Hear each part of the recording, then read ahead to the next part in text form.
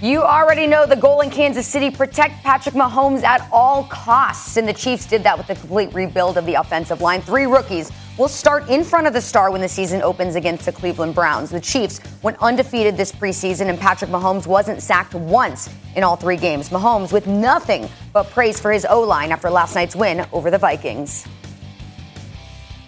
I think they've had an amazing preseason. I haven't got hit a lot. I don't think I really got touched today, and that just speaks to them and how they've been playing. They've done a great job, and they're getting better each and every week, so I'm excited for the season. Super Bowl champion Jeff Saturday joins us now. Max, who's your favorite to win the Super Bowl this season? Is it the Chiefs or is it the Bucs? It is the Kansas City Chiefs. Look, the most spectacular player on the field in the last Super Bowl was Patrick Mahomes. The only guy everyone's going to remember forever from that Super Bowl is Patrick Mahomes. He's the best player on the field. Now, he didn't do anything statistically because he was running for his life. But he made superhuman plays that no one else in the history of football, maybe Aaron Rodgers, could have made consistently. And he did it consistently. Unbelievable. And Todd Bowles, listen, you guys can fill me in on the nuances of the defense and everything. And he's very good defensively, I get it. But I think he's getting a little too much credit for, he was a genius. He didn't bring any extra guys. Why would you? They were missing both starting tackles, 3 guys off the offensive line. Yeah, so Patrick Mahomes was pressured on a higher percentage of snaps than anyone in Super Bowl history, and everyone was always covered because you never had to bring anyone. Yeah, of course that's what you do. Now, Jeff Saturday, I know the Bucs are very impressive, and you loved them last year. I'm sure you love them again. But I don't think you appreciate how important an offensive line is. So let me tell you, I know you played on one and won a championship. But I simulated a season on Madden once, and after several tries, actually won a Super Bowl. I think I have some credibility here. Jeff, they brought in, think of this job. Like, I'm a Giants fan, and I had to listen to Dave Gettleman talk about hog mollies and everything 3 years ago, and they're worse than ever. One off season. They bring in Orlando Brown Jr. from a rival in the AFC, all-pro level. They bring in Joe Tooney, left side, locked down at an elite level. One season, all-pro level. They bring in Austin Blythe, I think a solid guy from the Rams. That's good. Is he even going to start? Because they love Creed Humphrey, who they stole, right? Austin Blythe. Remmers is solid. He's on the right side. They just fixed the offensive line in one season where, on paper, they should absolutely be top 10. So guess what? That whole defensive strategy last year, the genius of not bringing extra guys, guess again. And this time, Patrick Mahomes ain't playing on a bum wheel. Good luck, everybody. Oh, by the way, you also have a running back now with a season under his belt who can do a whole lot of. Chiefs are going to win the Super Bowl if they stay healthy because they have, after everything I just said, they have Patrick Mahomes, who's the best I've ever seen. Max, I love you, and my favorite part is you try to use my own weapon against me. Yes, he did. Yes, he did. Get me so excited about you know what I mean? Like he baited me in. He even sprinkled in the Giants, knowing last night I'm on tilt already, just watching Thomas on the edge, and so he's throwing that in on me, and it's a fantastic argument, and it is well put together, and it all is holistically true. Veach should get a ton of credit about what he did on the offensive line. I do agree with you. They will be phenomenal offensively. It's the defense that I hold issue with. And I think what's going to happen and what will bear out, and I fully agree with you on the Todd Bowles in the Super Bowl. You didn't need to do anything because your 4 could beat their 5, and they did it repeatedly, right? So you didn't have to do anything. You could play back, do what you wanted to do. That's not going to be the same this year. I still don't buy the fact that the Bucs didn't get better collectively as the season progressed last year, and especially after the bye week. So with all that being said, I think they continue to move forward. I think with O.J. Howard coming back at tight end, again, to balance or to add another weapon to the plethora that Tom Brady already has, I think they are loaded to bear. I think they're physically more dominating than the Chiefs. And so when I look at that, I agree with you on Patrick Mahomes. He is a special player. But when it gets down to brass tacks, I would take both the Bucks defensive line and their offensive line over what we have in Kansas City. So as well played out and well thought out as your argument, and it is all true about what they've done, I still think I tilt the edge to the Bucks O-line and D-line in totality, and that's going to be the difference maker because all else is going to be equal when it comes to scoring points. They can both put them up, but who can stop them better? I give Todd Bowles and that defense with the Tampa Bay Buccaneers a slight edge over the Chiefs. For me, I'm going with the Super Bowl defending champions. I'm going with the Tampa Bay Bucks, Max. When I watched the Tampa Bay Buccaneers the other night versus the Houston Texans, and I seen Tom Brady and this offense go 11 personnel, right? And go up and down the field where Tom Brady's calling plays. Oh, let me throw it to Antonio Brown here. Oh, you know what? I hit Chris Godwin up the seam. Oh, you know what? Let me get Mike Evans involved, right? I look at that personnel and I see how things went then. But let me talk about their personnel a little bit more.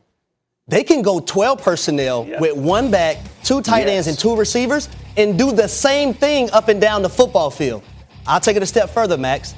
They can go 13 personnel. They can run out three tight ends. One running back, three tight ends who are athletic, and one wide receiver, and go no huddle and do the same exact thing because their three tight ends are better than your three defenders who will probably be guarding them. Yeah, not to mention, when you bring in three defenders, tight ends into the game, you have to match personnel. Because if you don't match personnel, they're going to gas you in the run game. Now, when I look at the Tampa Bay Buccaneers, your argument for the offensive line for the Kansas City Chiefs was right. But don't make it sound like the Tampa Bay Buccaneers offensive line. No, they got an excellent offensive line. And like Jeff Saturday said, their defense, in my eyes, are better than the Kansas City Chiefs defense. I agree, but I think the Chiefs have a chance if things break their way to be a top 10 defense, in fact. I think they can be good, but I agree with you. Bucks have better offensive line, or you would take the Bucks front on both sides of the ball 100%. Over the Kansas City front. I agree with that. And by the way, the 13 personnel thing, people are forgetting O.J. Howard. Cameron Brate, and Gronk. Until this last draft, O.J. Howard was the most celebrated tight end out of college in 10 years, probably, right? Until this last draft. Yes. But I'll tell you this. Let me just say this real quick. I agree with everything you guys are saying. To me, what the difference, what the tiebreaker is Patrick Mahomes. Mm-hmm. He's a guy at his best where I saw Aaron Rodgers and was like, well, that's the best I've ever seen. I know Brady's greater and everything, but the best I've ever seen is Aaron Rodgers. Not anymore. The best I've ever seen, if I have to split hairs and take a guy, is Patrick Mahomes. He can do things no one else except Rodgers can do, ever. And you give him weapons now, and you protect him, and you give him a solid defense, he's different. But, Max, you can't discredit the Tampa Bay Buccaneers even having an offseason this year. Those guys won the Super Bowl without even having an offseason, without even being able to build a continuity. All true. Now they've had an offseason to actually do that. Yep. Now they're going to start the season off on the same page because they didn't start off on the same page last year. It was a little rocky early on. But now all of these guys are going to be on the same page. They're going to be working together. They're going to be going up and down football fields. And I just think they have the best chances to repeat as Super Bowl champions in 2021. Yeah, listen, and I will say this. I think the most exciting part from a fan's perspective, and I think all three of us agree with this, great teams got better. And it's just rare in the NFL when you see, usually when a team wins a Super Bowl, it all gets blown up and everybody's going everywhere. Not this time, right? The Chiefs have really held it together for 3+ years and will continue to hold it together because of what kind of deal Patrick Mahomes signed. I think the excitement is the great got even better. And we get to sit in a seat and watch this thing and watch these people tee off on each other. I don't know that it gets any better. And we're not even talking about the Browns and other teams whose rosters have gotten significantly better as well. I just think we're at a fantastic time in the game that we can talk about the two Super Bowl football teams are better this year than they were last year. And that's never happened before. Only one's playing with a chip on their shoulder, though. Well, only one's playing with a chip on their shoulder. Side note, the Tampa Bay Buccaneers returned 22 starters. I was going to say identical offense squad. and defense. And they just won a Super Bowl, same team. No doubt, but Kansas City's looking for revenge. Yes, okay, so Kansas City is looking for revenge, and according to Caesars Sportsbook, they have slightly better odds at +500 rather than +650 for the Bucs. So that's Mahomes' odds. Right now, they are the favorites to win the Super Bowl. We'll see how that goes. Hey, Molly Karen Rose here, and you are listening to the First Take Podcast. Football fans, I want to tell you that NFL Sunday Ticket.tv is like having front row seats to every live out-of-market game every Sunday afternoon, no matter where you live. Streamed right to your favorite device. And this season, that means 18 weeks of glory and more games than ever before. Just visit NFLSundayTicket.tv and order today. Use promo code TAKE2021 and check out to save 15%. Select international games excluded. Eligibility restrictions apply. Compatible device required. Data charges may apply. Now, the biggest question on everyone's minds around the New England Patriots is who is going to start at quarterback after an unprecedented run of success with Tom Brady under center. Belichick got inconsistent play from that position last year, which then led to the team drafting Mac Jones in the first round back in April. Both Cam Newton and Mac Jones had strong performances this preseason in the battle to be the starter. Jones played twice as many series as Newton, 14-7, and both men threw for a single touchdown. The Pats opened the season September 12th against the Dolphins. Now here's Bill on the quarterback. Do you feel like you need to make a decision soon because the style of the two players is fairly different? I feel like whatever we do in the next couple days, like every day, should be what's best for our football team, and that's what we're going to try to do. Okay, so that sound just from this morning, so very fresh. It's what's on his mind. Harry, what is at stake for Bill Belichick this season? Can I just laugh for a second, Charlie? Because for some reason, I love seeing Bill Belichick do interviews. I mean, who doesn't? Because his demeanor it never changes whatsoever. He's very authentic. It never changes. But I'll tell you, what's at stake for the New England Patriots? Well, number one, winning, Charlie. You look at this organization in the last 20 years, the last 2 decades, they've only had 3 losing seasons. And 2 of those losing seasons was without Tom Brady, right? Number 2, I'll say the fan base. This fan base is used to a winner. And you look at the Boston area, period, right? You look at the Bruins, they win. You look at the Red Sox, they win. You look at the Celtics, they win. Everyone in that city is accustomed to their sports teams winning. So winning for the fans. Number 3, I'm going to go with Bill Belichick's pride. Bill Belichick is a prideful guy. He doesn't like seeing other people win and not seeing the New England Patriots, who he controls from a general manager standpoint and a head coaching standpoint, not win. So those are the 3 things for me when it comes to the Patriots. I'll tell you what's at stake for Bill Belichick. His entire legacy. That's what's at stake for Bill Belichick. It's his legacy. And let me tell you why. It's very hard in real life experiments to get it perfect. Like, let me give you an example. The 49ers and Jimmy G.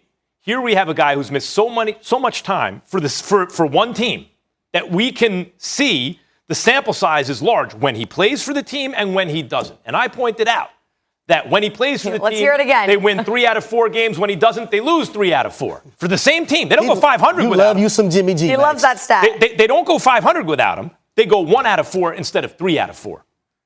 Dan Orlovsky comes on and says, well, look who the backups are. There's always something. It's never going to be a perfect experiment, but we go by the evidence we have, right? Nick Mullins, by the way, not the worst guy in the world, but like always, it's never going to be perfect. So I'm not saying it's perfect with Bill Belichick and Tom Brady, because life isn't, and real life experiments are not going to be perfect. You just have to take the data that you get. But what do we have? What have we seen? By the way, without Tom Brady, they did have a winning season with Matt Castle. Tom Brady. They didn't make the playoffs. They didn't make the playoffs, but they won 11 games, 10 with Matt Castle. Belichick can coach. And for years, I was using that example. You know, people say, well, they just went undefeated the year before, so that's a big fall off. I know that they won 10 games. That's a losing season in the Patriots organization. But the fact is, I know they won 10 games, 11 altogether. Matt Castle is a starting quarterback. So I would tell everyone, don't tell me about Bill Belichick with the Browns. Get out of here with that, right? And even last year, wait a minute. Brady made sure the cupboard was bare because he had Jimmy Garoppolo shipped out of town. When Belichick wouldn't do it, he went to Kraft, and the owner said, ship him out of town. So there's nothing to replace Brady with. And there are no offensive weapons, which is one of the reasons he left. And there's COVID, et cetera, et cetera, et cetera. And that would be one thing. If the Patriots did what they did, and Tampa Bay went to the playoffs and won a playoff game. Tampa Bay didn't win a playoff. No, they did much more. They won the Super Bowl. Uh-oh. And yes, Aaron Rodgers had his offensive line damaged. Mahomes had his ravaged. But the bottom line is, year one, by the way, Tom Brady stacked the deck. It was a loaded team. Jameis threw 30 interceptions. They still won 7 games the year before. 30 interceptions, they won 7 games. A loaded team. He brought in Antonio Brown and Gronk to a loaded team, and Leonard Fournette, who was great, I wouldn't be surprised team. at some point if he tell Jules to come on down there, Julian Edelman. Right? The point is, but these guys could all still really play. So he stacked the deck in his favor. Yeah. And if he hadn't won the Super Bowl, I would bring all that stuff up like, oh, wait a minute. He beat, extenuating circumstances be damned.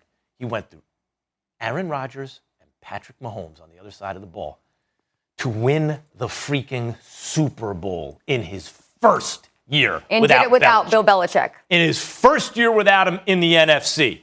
Not all those years where it was like, well, the best quarterback you ever had in your division was Chad Pennington for a few years before he got hurt. Get at it, it's the worst 20-year run of quarterbacks ever in the history of football in a division. All you had to do, since you're going to win the division every year, is win one home playoff game. You're in the AFC Championship game. Big deal, Tom. Year one, he won the Super Bowl. And Belichick had a losing season. So in real-world experiments, I can give you all the excuses for Belichick and all the reasons. No one's going to remember that. They're going to remember what Bill Belichick did without Tom Brady. This season, his legacy is on the line. He is the greatest coach in the history of American team sports by far when you think of what Belichick did until last year. And now all those people who had that, was it more Belichick or Brady? The greatest argument in sports of the 20th century, along now with Jordan or LeBron, because LeBron has a lot of people believing, right? The greatest argument, I was always on Belichick's side. Come on, it's the coach, it's football, it's the coach.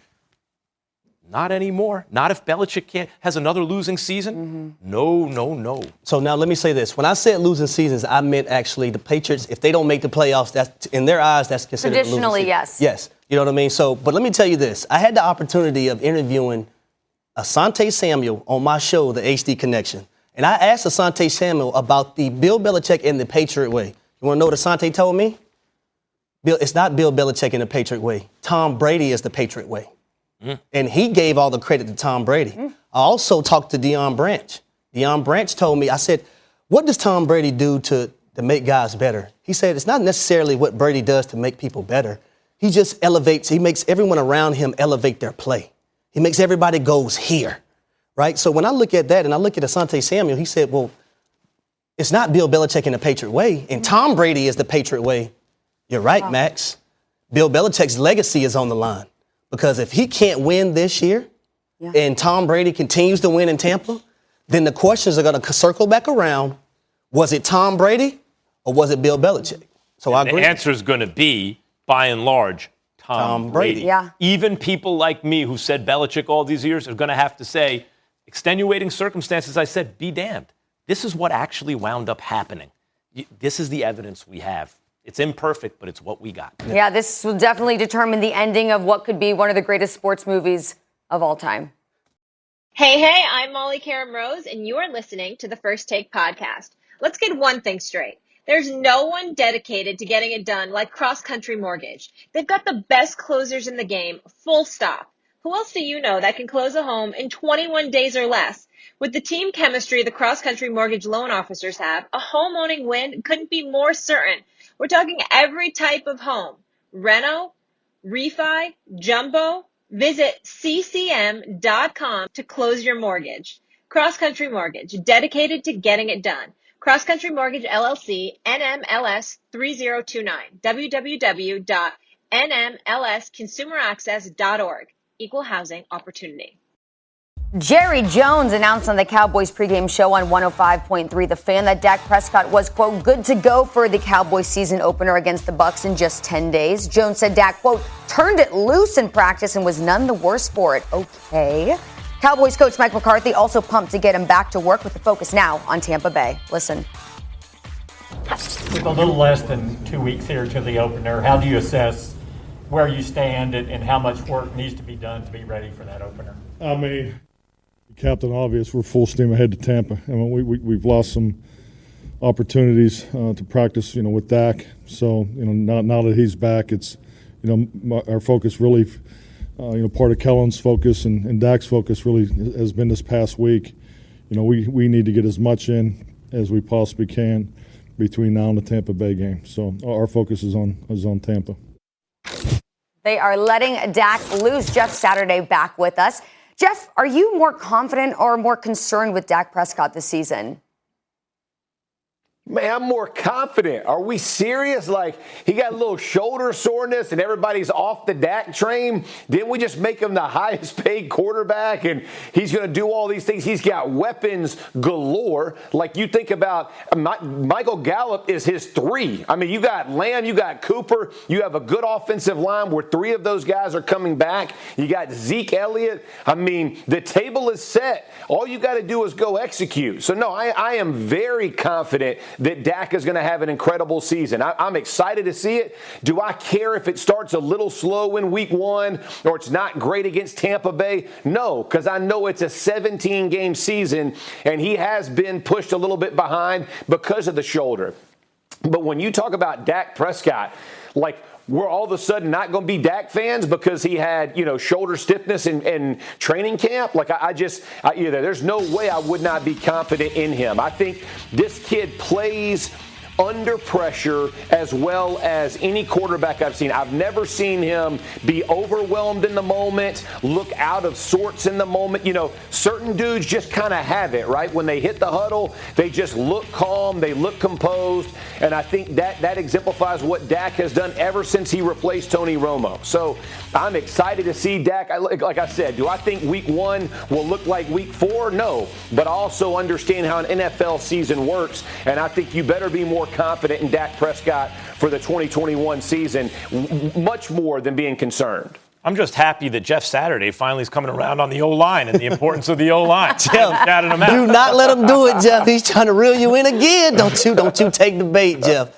But I'll say for me, Jeff, I said this earlier. I think it's both for me, right? Am I confident in Dak as a football player to go out there and perform and do well for this football team? 100%. But my concern lies on the simple fact that he does have this shoulder soreness, right? And I'm concerned that they do play the Bucs the first game of the year, who has a lethal pass rush, who has a guy named Todd Bowles, that if he has to, is going to dial up the pressure. So when you have those things, if Dak Prescott takes a sack, right, and he gets driven into the ground, which guys shouldn't be doing now in the NFL anyway, but just say it happens, and he lands on that shoulder, and that shoulder gets a little sore, I'm concerned about Dak's mental capacity when he relies on his shoulder to throw the football down the field, to get the football to these lethal weapons that he do have. That's the only concern I do have when it comes to Dak Prescott.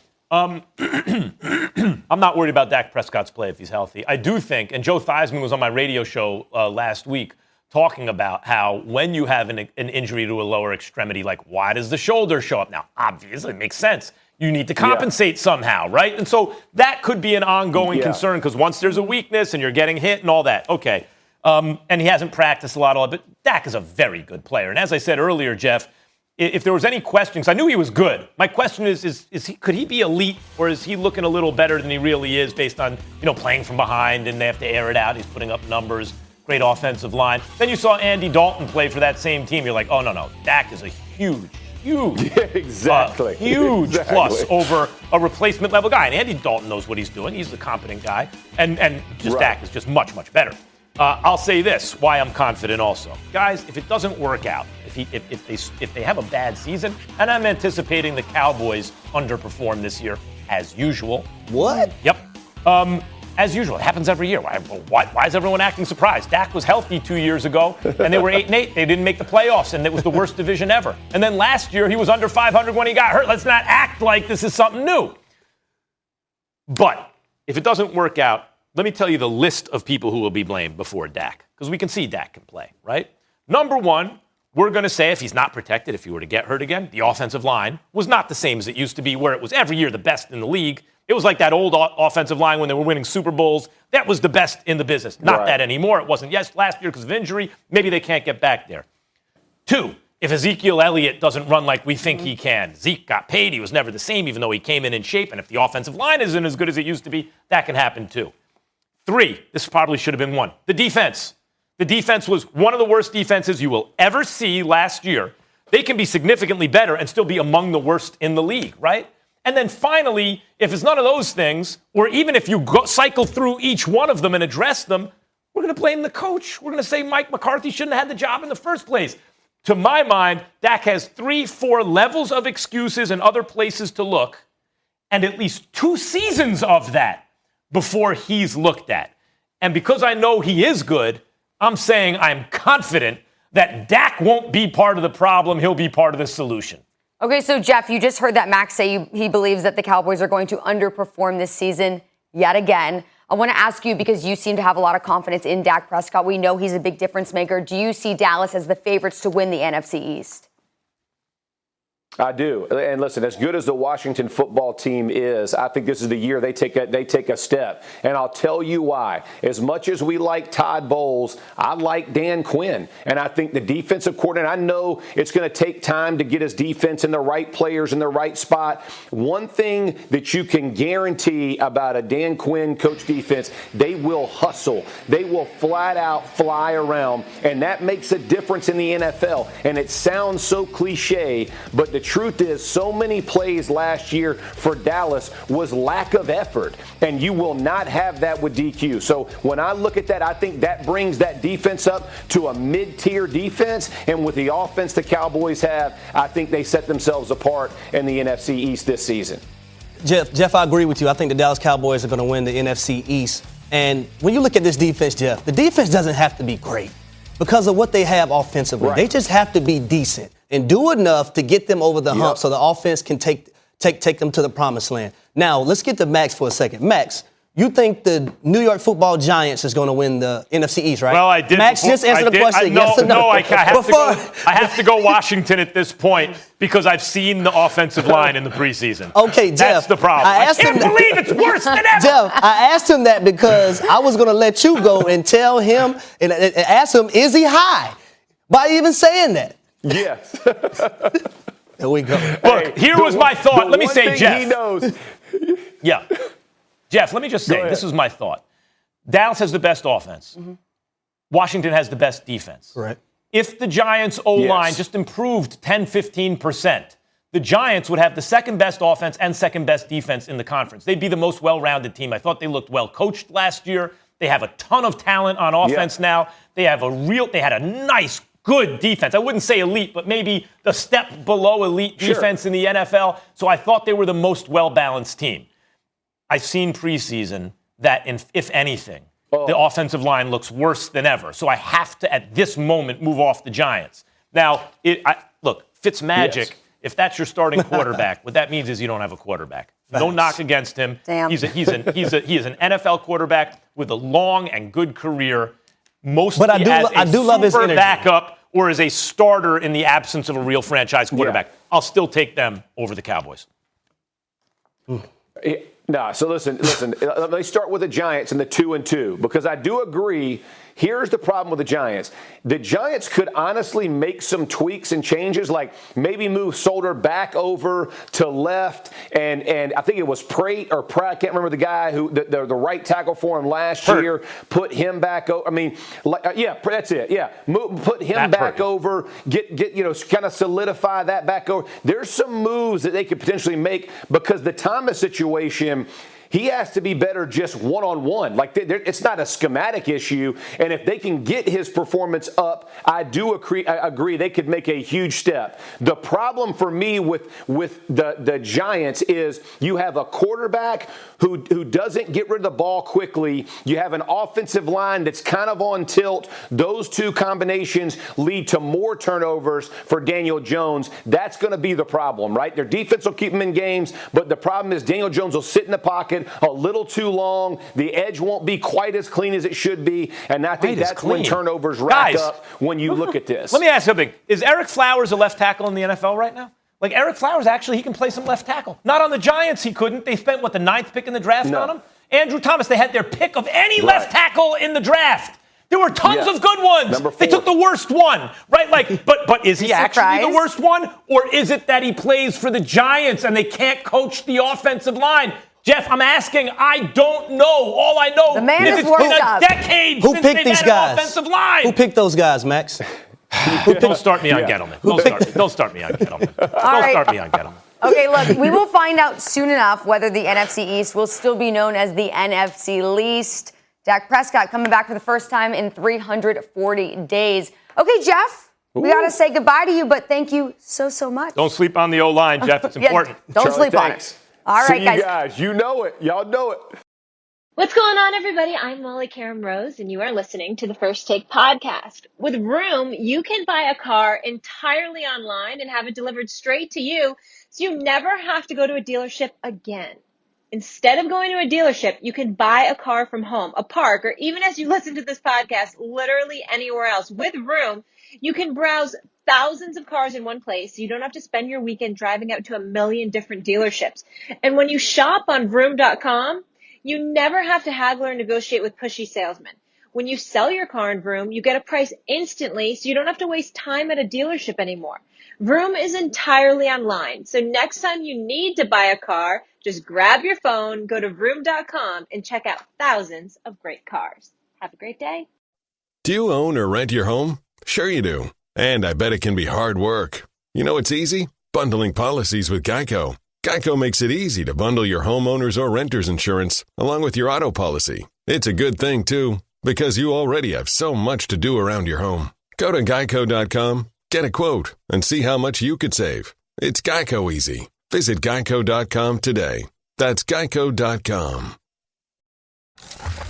The top 10 players in the NFL as voted by their peers has been revealed, and unsurprisingly, Patrick Mahomes takes the top spot. He's followed by Aaron Donald, Aaron Rodgers, Derrick Henry, and Travis Kelce to round out the top 5. Josh Allen moved up 77 spots from last season to land at number 10. Okay, you probably have noticed there was one name I did not mention in the top 5 because Tom Brady actually came in at number 7 on the list. Max, should Brady have been ranked higher? Yep. The Cliff guy is saying Brady should have been ranked higher. I understand if you want to stick Aaron Donald in there because Aaron Donald is a better defensive tackle than Brady is a quarterback at this moment. However, defensive tackles are so much less important than quarterbacks. It is impossible not to take that into consideration. Brady, but if you want to put Donald ahead of him, I get it. Brady should be 3rd, maybe 4th on this list. I'm sorry, like Kelsey's great. Is he better than Kittle? You know, like DeAndre Hopkins or Devontae Adams, they're great. I can name other receivers, they're better than Tyreek Hill. Like, who'd you rather have? I can come up with other receivers, right? But at the quarterback position, which is by a factor of 1 billion, the most important position on the field, there is Patrick Mahomes and Aaron Rodgers. And while his talent doesn't jump out at you like theirs does, his results do. Tom Brady.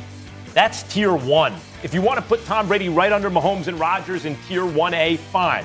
But when you are in the top 3 quarterbacks in the league, I think you're top 3 in the league. Derrick Henry at running back, you really need a guy who's going to be able to. Yeah, Charlie. Derrick Henry can run. You talking about some, Derrick Henry can run. I'm not Charlie, this show has been good today. This show has been good. I'm not please don't make me any get other you direction, today, but please, I'm with Max. I think Tom Brady certainly there should have are been in the top more 5. well-rounded backs, more well-rounded backs than Derrick Henry in the NFL. And running back can be approximated by almost any running back on your roster. Though?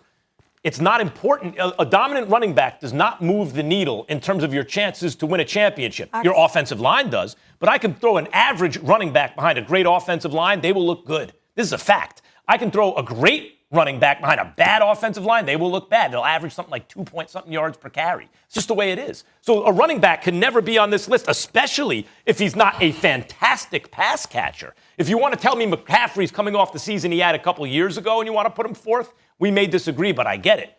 Derrick Henry, none of those receivers, I don't think they could be on the list. Aaron Donald is so especially different from everyone else at the position over the last 5 or 6 years. I get it. Even then, I wouldn't have him 3rd. So name me, and I respect the hell out of Tom Brady. I think he's the GOAT.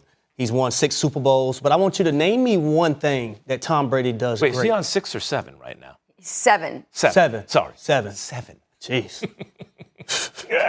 My goodness. 7 Super Bowls, still 7th on the list. But tell me this. Name me one thing. Super Bowl for every spot on the list. Don't you get away from that question, Max. Name me one thing that Tom Brady does great, besides recruiting other people to come to where he is. He makes faster decisions better than anyone else, which is the most important thing at quarterback. He also leads great. Now, So if his you're- if arm you're and building- accuracy is more than good enough, and he does the most important thing better than anyone ever probably, which is make better decisions faster. So if you're building your all-time quarterback, that's the trait you're taking from Tom Brady? Yeah. This processing speed and quality. Over Peyton Manning? Well, the difference between Tom Brady and Peyton Manning is they both I'll did put you that. in a- I'll put you in a bind now. They both did that. The difference is Brady was much better in the playoffs because he had a better arm. And I think once you get to the playoffs, that next level, the processor might be the most important thing, but man, you better have a good arm. Brady always had a better arm than Peyton Manning. That played up in the playoffs. What physical trait does Brady do great? Well, I just said he has a very good arm. It's strong and it's accurate. It's accurate? Yeah. Because he started off the season a little shaky last year. New squad, no preseason, no practice. But I can't get over the fact that y'all are telling me that you would bump Tom Brady up and you would knock Derrick Henry out. Derrick Henry? A guy who only led the lead in rushing 2 years in a row. He's a A beast. guy who literally put the team offensively on his back. He's a beast. That's what you're telling me? Derrick A guy Henry- who rushed for 2,000 yards last year. Derrick Henry is a beast. He's more one-dimensional than most modern running backs. A guy who's going to knock the hell out of you if he stiff arms you. Behind a great offensive line, a decent running back will average 7 yards, right? Behind a bad offensive line, a great running back will average under 3. Now, it's not that the great ones don't give you a premium, because you take that same 7 yards, put a great running back there, they'll give you 10 instead of 7. That's a premium. But that's what we're talking about. It's much, much, much, much, much, much more about the offensive line than the running back. I think Tom Brady deserves to be in 7, right where he's at. Okay, well, you know what? I think I would love to talk to those who voted and put him at number 7 to see what their thoughts were. But Well, let me ask you, Charlie, really quick. Who voted to put him at 7? His peers. Who? His peers. I can't hear you, Max. Who I know you put him at number 7? I know you played in the league, but I will I remind didn't say you. that, Max. I didn't say. I'm just asking Okay, who basically voted him at he's number the smartest 7. one at this Right desk, is what around he's saying. 04, 05, I used to put Who voted him at 7? franchise mode in GM sometimes. Sure, I wouldn't play it. I would simulate the season, but still, I think I have plenty of credibility here. Who put him at 7? We'll say it one more time. The players. Okay, let's His move on. peers. His peers. Thank you, Charlie. That's all. For a quarterback, Okay, you want to listen, rate him lower speaking than of someone else Tom Brady, for another position. He and the Bucs start their championship defense just 10 days away against Dallas. So before we turn the page to the regular season, let's really reflect on the preseason. Max, what was your biggest takeaway from this preseason? My sports enemy, you know we all have sports enemies, is right now Gettleman. I knew it. I knew it. Now you can get it out. You was waiting on 3 this. years ago, he took the Giants GM job. Louis Riddick didn't get it. Our own Louis Riddick. Gettleman did. With his obvious Boston accent, which I object to as a New Yorker, whether you're running for mayor or cringe. GMing the team. And I think you'll see the results are pretty consistent. Not a great idea. And stood up at the press conference and talked about his hog mollies and how the offensive line. Gettleman, you've had 3 years to fix the offensive line. You have forgotten more football than I will ever know. I could fix an offensive line in 1 year. It takes 1 year. But by the way, see what the Kansas City Chiefs just did? Their offensive line fell apart in the Super Bowl. Both starting tackles, they cut them, they were hurt. They rebuilt the offensive line in a few months. I remember when Whitworth. 3 months. When Whitworth, I think this might have been Jerry Reese, who also got by the end, I was just as angry at. Maybe not just as angry, but angry.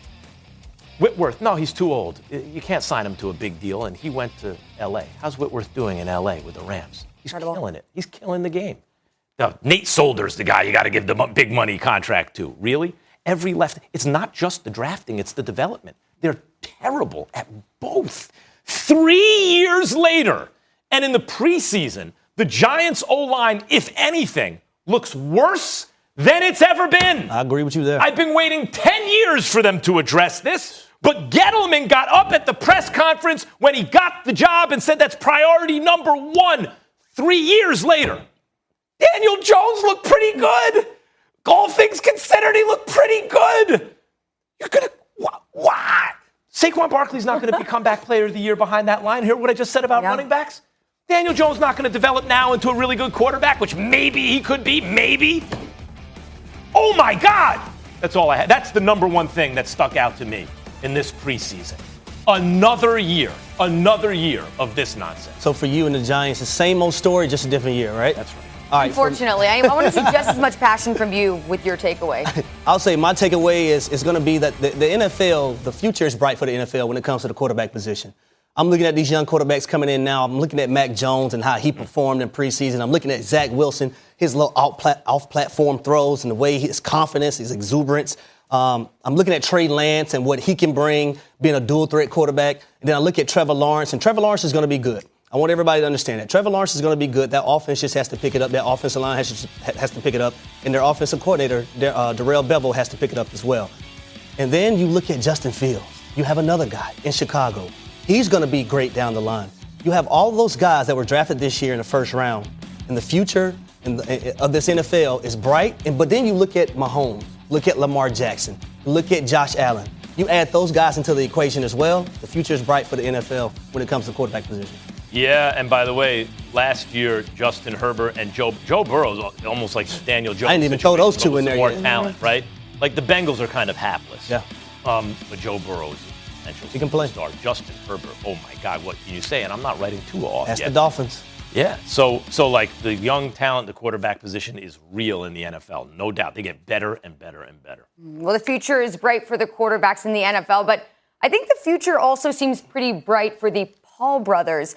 We saw last night Jake Paul improved to 4-0 as a professional boxer on Sunday with a split decision victory over Tyron Woodley, a former UFC welterweight champion. Now, this win did not come by knockout like Paul's victories over Nate Robinson and Ben Askren. However, the win does have people asking what is next for Paul. So, Max, obviously I'm turning to you here. Yep. What is your reaction to Jake Paul defeating Tyron Woodley? First of all, we should say night? welterweight in the UFC is almost a light heavyweight in boxing, so it's a little different. I would say Jake Paul showed me something. Now, look, he is a novice boxer, but he takes it seriously. He gets in shape. He fights hard, and he was gassed in the second half of that fight. He was gassed. It doesn't matter how hard you train. If you can't relax in a boxing ring, you will gas. The best fighters who have stamina are the relaxed guys, right? Because they have a lot of experience. He doesn't. You only get that through experience. He's got to fight more. More training camps, more fights. But he was up on points, and he got rocked a couple times by Woodley, who can strike, and Woodley couldn't pull the trigger and lost on points. But it was Jake who showed me something because he fought through it. He hit the wall, fought through it, hung on, and won. And the thing about Jake Paul, both Paul brothers, they're so famous. They create these huge events. Well, how do you create a huge event as a novice boxer, right? Well, you don't really know what you're doing yet, but you're training hard. You need another famous dude to make an event with. So first, that's a YouTuber. No match. Then let me find an athlete. Nate Robinson. No match. No, you got to find a fighter. Jake Askren. Or Askren is a guy who didn't strike, okay? Now let me find a guy who does strike. Woodley. But Woodley's long in the tooth. He's old. He hasn't won a fight in a long time. And he's naturally smaller. And he doesn't have a boxing background, even though he can strike. Now, that was so tough, they may do a rematch because he needs another training camp, Jake Paul, more experience. But next will be, if he gets by that, a guy who's maybe long in the tooth, but not naturally smaller. And then you get a guy who's neither past his prime nor smaller, but also not a boxing background. And like this, you build little by little by little until you eventually, because remember, you got to fight famous guys to make an event. Until you eventually, if you keep winning, fight a famous boxer who is more or less your size, who's past his prime, but brings something to the event. And if you succeed there, then you take the next step. He is many steps away from doing that, but he's on the track to do it if he stays like this. Is he considered legit, though, in your opinion, at this point? It's odd because he's a legit novice professional boxer without much of an amateur background. That's a long disclaimer. Who's in enormous events. He can't fight a top fighter for a long time. Jake Paul, Logan Paul, RuPaul, Paul. I don't give a damn. I got Myles Garrett in 2. No, don't do that to him. Listen, Harry, I want to hear what you said. You said during break, what do you want to see happen to Jake Paul? I want to see him get beat up. I don't feel that way about it. I know they get under a lot of people's skin. They don't. To me, if you train hard and fight hard and respect the sport, you haven't done anything. You're just making big. Listen, I respect the hustle 100%. Yeah. I just you have to respect the hustle. Yeah, I respect it 100%. I just want to see somebody take that step and. RuPaul, Jake Paul, Myles Garrett, and 2. All the Pauls. Okay, guys, well, guess what? It was been fun. Good working with you. We got to go, though. See ya. U.S. Open is on next. Do you own or rent your home? Sure you do. Fortunately, Geico makes it easy to bundle your home and car insurance. It's a good thing, too. Because having a home is hard work. Go to geico.com, get a quote, and see how much you could save. Geico.com. Easy.